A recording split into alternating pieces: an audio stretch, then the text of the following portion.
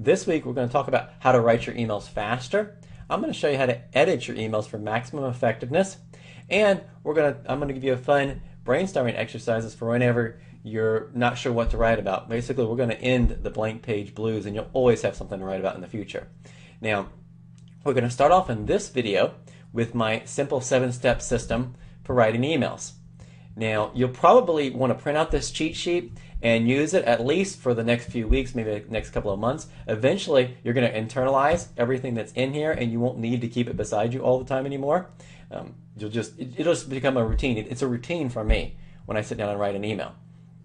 Now, as we look at this, you're going to see that step one is to determine the purpose of today's email. I always have a purpose behind my emails. The main reason I send most of my emails is to sell one of my products or services. That's the reason I'm sending out this email, is to sell a product or service. Now, other times, I might be wanting to promote an affiliate's product, or I might be wanting to send people over to my Facebook or even my blog and ask them to recommend one of my pieces of content to someone else. So see, I'm asking for that type of action from them. I want them to share some of my content with others. Other times I might be asking them to sign up as an affiliate with me, or it could be a cross promotion with someone else where I'm promoting somebody else's list and they're promoting mine. Maybe I want to sign them up for a webinar that they're going to go to, or maybe I'm giving away a piece of content like a video or an audio, and I want them to click on the email and go to the video or go to the audio to listen to it. But you'll see in almost all these cases I'm having some type of action I want them to take. Maybe I'm going to ask them a question, ask them to respond back to me with a question or do a survey to my list. But see, I'm still asking them to do something. The mistake a lot of people make is that they send out emails just to build a relationship, as they say it. They just want to build a relationship, so they're sending out emails for that purpose. Well, I don't send out emails just to build a relationship. I'm always going somewhere. I always think that I'm on a path going in a specific direction. Now, this might mean that I'm sending out a pre-launch emails where I'm basically building up the energy and building up the excitement about a product or an offer or a discount that's coming.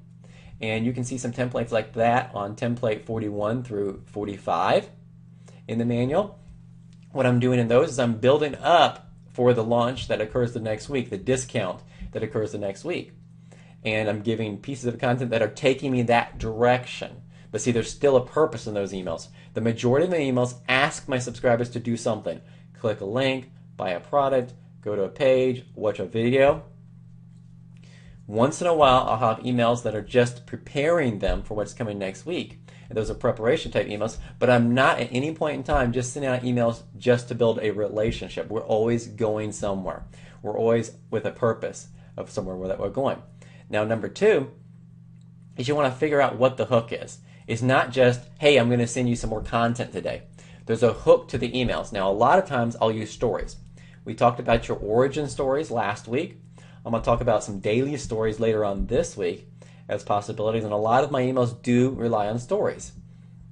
Other times it might be just based off of one of the questions you received. That's a hook that hey, we received this question, we're going to write about this question.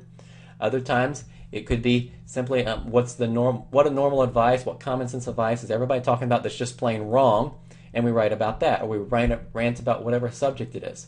Or in some cases, I might send out a list of items, a large list of items, steps, or resources, and that still has a hook as long as you're not doing that every day. So you see, I kind of mix it up on what I'm sending out. And as I've mentioned earlier on throughout these videos, you're not likely to use every template I have.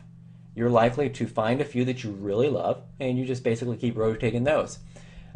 I've had clients before that they'll take like 5 different templates that they like, and pretty much every week they're just running, every Monday, maybe they do a Q&A email. Every Tuesday, maybe they send out a video. Every Wednesday, maybe they do a rant about something. So see, they're taking the templates and they're just rerunning the ones they like best that fit their personality the best. But you still have to find a hook for what you're sending. Now, if you're not coming up with any great ideas, I like to look in I have a folder in my email called newsletters that I have all the different newsletters I subscribe to come into the folder. A lot of times I'll just scan through them real quickly for ideas that I could write about. I'll also look in my incoming email to see if there's any good emails that have come in for questions from subscribers to write about. Another method for brainstorming some ideas real quick is to go over to a forum. we've already done our research in the forum, so we go to the forum, look for any new posts that are real popular that we can talk about, new posts that have showed up with a lot of views, and we could talk about those. Or you could use a social media aggregator like Pop URLs to come up with some ideas real quickly. Let me show you this page. This is popurls.com, and you'll see what they do here is they're pulling a lot of different places. They're pulling from Reddit, The Verge, Dig, a lot of different sites, Huffington Post, Metafilter, and you're going to see that a lot of the headlines here would make great subject lines, and these are a great way to get some ideas for what you're going to write about.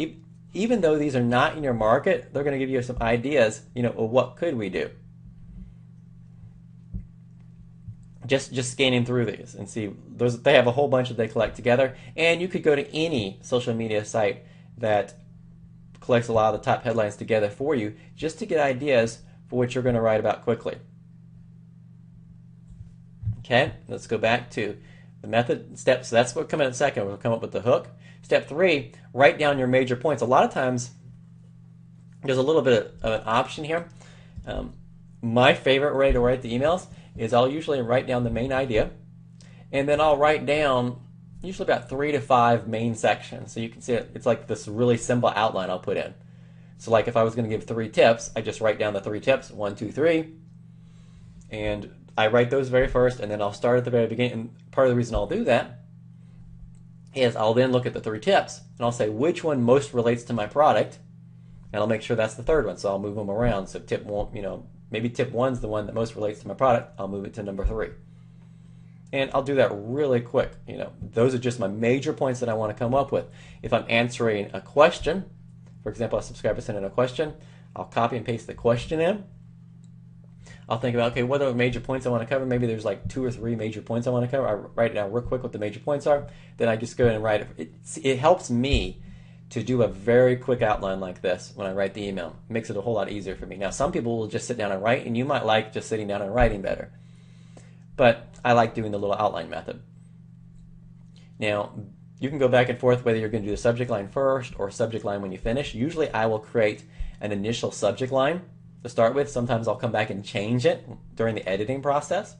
But I will start with a subject line, and I'll usually use one of these 7 models to start with as a subject line. Remember, the main model, the most important model, is benefit plus curiosity. That's my favorite model. And I'll use I'll use one of these to start with. Might come back and edit. Then step 5 is I write the email. And the big key principle here for writing the email is that you want to write like you talk. Okay? And that means that if you wanted to use voice recognition software, you could. I do not use voice recognition software to write my emails. I find it's quicker for me just to write them. But if you wanted to use voice recognition, you could use programs such as Dragon Naturally Speaking or any of the other programs out there that help you write like you speak. Because that's the key principle, is we do not want to take on, what some people do is they take on their professional voice when writing, instead of talking like the person sitting next to you at lunch. And then when you're writing this, in general, you want to keep the email on the shorter side, like 300 to 500 words. You're going to find that a lot of my templates are longer than this. You don't have to copy the length of my templates. I found that that's just how I usually end up writing. If you write most of them about 250 words, that's totally fine also. You could even have 200-word emails. See what fits you and your audience. Again, mine are on the longer side compared to what you need. And if you don't have a first sentence that comes to you real quickly, just grab one of the templates for a first sentence that's listed here and get started. And the big key principle here is that you want to have fun when writing the email. Because if it's boring to write it, it's going to be boring to read it. Now, step 6 is to make a natural connection to your offer. The whole reason we're writing this email is for whatever the call to action is at the end of it. We want them to do something. We want them to be practiced at doing something. We want that basically to become a habit, that they do something when they receive your emails. And then finally, step 7 is edit your email. I'm going to go more into detail about editing your email because we have a separate cheat sheet for doing your email editing. In fact, we're going to go into a couple of videos about doing the editing. But basically, is the email entertaining? Is it useful but incomplete? Do you have a call to action of what you want them to do? Did you keep the paragraphs 5 lines or less, and many of them might only be 1 sentence? When you read mine, you see I have a lot of short, very short paragraphs. Does your link work? I've messed that one up enough times to know that you need to check your links and make sure that they're working. Have some serious horror stories on that, even sending out major promotions and getting the link wrong or spelling my own domain name wrong. And here's the big one that most people aren't going to want to do, is you really need to read the emails out loud. And I try to skip that a lot of times, but whenever you don't read it out loud, you basically just stand down, you wrote the email, sit down and read it out loud real quick, and you're going to spot any place that it doesn't flow right. Any place where you stumble is somewhere that you can edit the email. And that's probably the most important editing piece that you can do, is read your emails out loud after you've written them. Make sure that it's normal language. If somebody was listening to you, they'd say, hey, this is you speaking. I'm very happy when people tell me that they could read my emails and they could imagine me speaking to them, because that's exactly what you want with your emails. And reading it out loud is going to help you spot any of the mistakes that you made there better than just about anything else.